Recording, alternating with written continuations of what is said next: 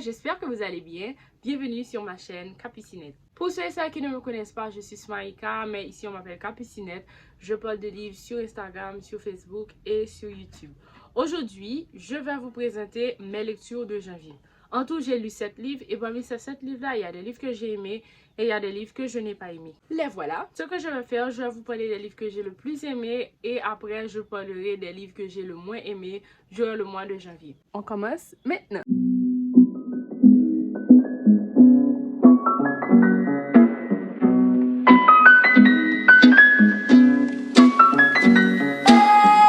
Ma meilleure lecture de janvier est bien sûr Normal People de Sally Rooney, mais je vous ai déjà parlé de ce livre dans une vidéo que vous trouverez ici. C'est vraiment le genre de livre que tout le monde devrait lire, tout simplement parce qu'il est bien écrit et la plume de Sally Rooney est juste magnifique, extraordinaire. 5 étoiles, ok? Le deuxième livre que j'ai aimé, c'est Né sous une bonne étoile d'Aurélie Valognes, qui est l'histoire de Gustave, qui est un petit garçon qui n'arrivait pas à faire avoir de bonnes notes à l'école et tout le monde le considérait comme un cancre, etc. Ses parents, en fait pas sa mère mais son père et ses camarades de classe, ses professeurs, etc. Tout le monde le considérait comme un cancre, si bien que Gustave s'est mis à la tête que comme si ok il est cancre, il ne peut rien accomplir dans la vie jusqu'à ce qu'une rencontre change sa vie, change le cours de son existence. L'autre livre que j'ai aimé, c'est Litter de Stephen King, qui est un polar à l'épouvante. Un polar à l'épouvante. C'est la première fois que je lis ce genre de livre, comme si qui est dans la catégorie Hard Case Crime. C'est un livre qui parle, en fait, c'est un livre d'épouvante, bien sûr, c'est Stephen King. La seule différence, c'est qu'il y a une enquête là-dedans. Donc, c'est l'histoire de Jamie, qui est un petit garçon qui peut voir les morts. Et la seule personne qui savait qu'il pouvait voir les morts, c'était sa mère. Et la copine de sa mère, cette dérangée mentale-là, qui se trouve sur la couverture du livre. Alors, Jamie, grâce à son pouvoir, va permettre de d'élucider certains crimes, pas ça seulement, mais d'éviter des choses qui auraient pu être évitées si la personne était vivante, ou du moins si on pouvait communiquer à la personne qui était morte. Donc, en gros, c'est ça. Pour Later de Stephen King, je l'ai aimé, comme tous les livres de Stephen King que j'aime. Donc, je vous le recommande, hein? It's a must read. Ensuite, l'autre livre que j'ai aimé, c'est The House in the Cerulean Sea, la maison au milieu de la mer céruléenne, qui est de T.J. Klune. J'ai aimé ce livre parce que c'est un livre qui parle de famille, d'amitié, de tolérance, etc. Un livre très intéressant malgré toutes les critiques que j'ai vues sur internet parce que ce livre-là a été inspiré d'un drame qu'on appelle le 60s Coup au Canada où beaucoup d'enfants autochtones ont été forcés de se retrouver dans des écoles pour les dresser et la plupart de ces enfants-là ont été tués. Et voilà, c'est pour ça qu'il y a beaucoup de polémiques autour de ce livre où on dit que ok, on ne doit pas lire ce livre-là parce que T.J. Klune a pris l'inspiration sur bagaille.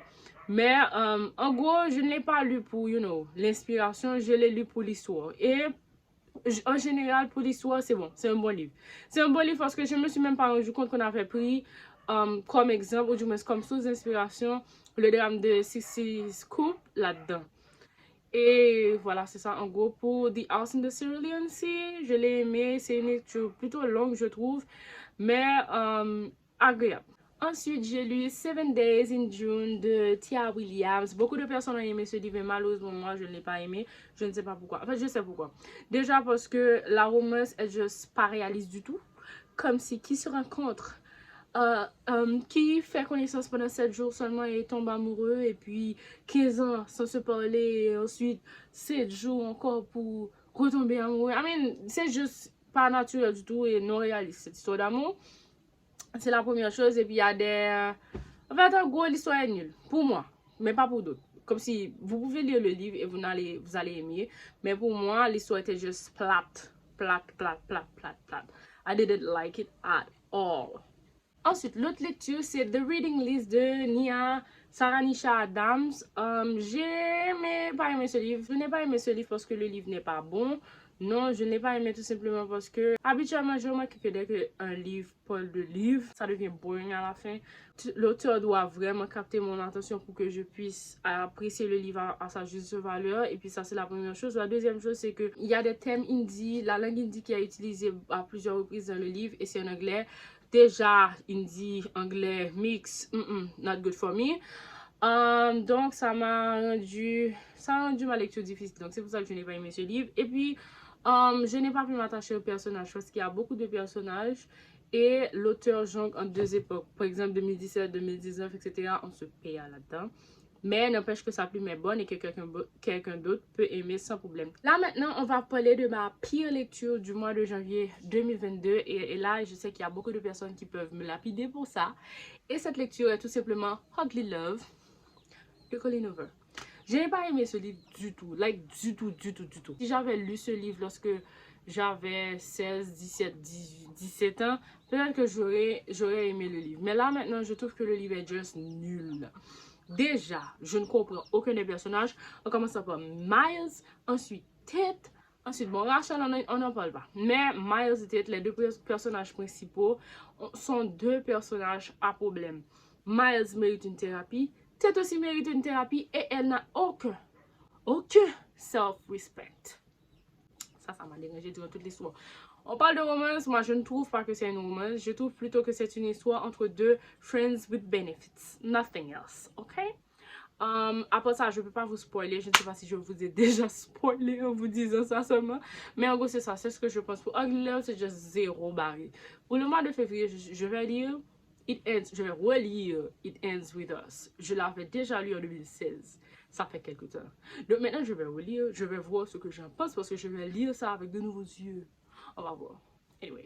Donc voilà, en gros c'est ça pour mes lectures du mois de janvier. Donc j'ai lu 7 livres comme je vous l'ai dit avec quelques meilleures lectures et des lectures nulles.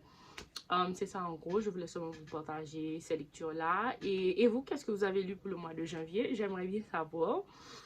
Avant ça, j'ai lancé le club de lecture et on a eu notre première rencontre, ça a été super. Notre prochaine rencontre c'est en février, donc si tu ne t'es pas encore inscrit au club de lecture et que tu aimerais nous joindre, le lien se trouve dans la barre d'infos, sans problème. N'oublie pas de t'abonner à ma chaîne, d'aimer cette vidéo. On se voit une autre fois. Bye!